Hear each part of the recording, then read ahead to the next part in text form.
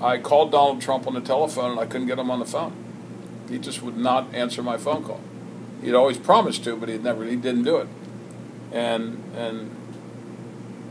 I recently told Sports Illustrated this, that I got a friend of mine to pack up a bunch of Graeter's dry ice, 10 pints of ice cream, and send it to his secretary, because I had learned from somebody that she went out for an ice cream company. And I sent it to her, and then I waited, and I called her. Her name was Lisa Calandra. And she immediately got Trump out of his board meeting. He got on the telephone. He, after taking me apart on the phone and telling me that why was I bothering him, he invited me to New York. And I flew to New York, all because of Graeter's ice cream. I flew to New York.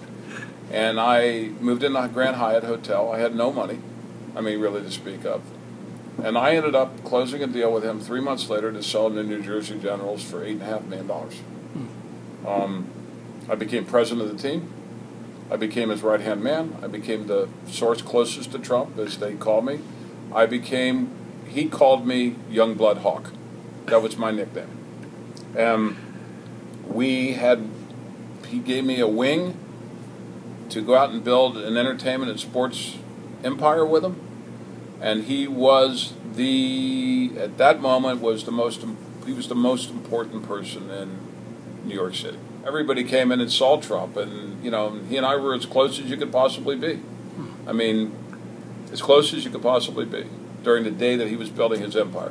The fact that his family had built Swift and Center, and the fact that he had stuff here, there was a connection that he and I had. We were friends.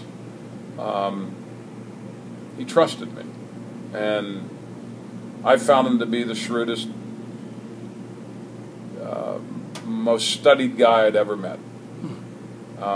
And to this day, he should not be underestimated, because he's hit a nerve.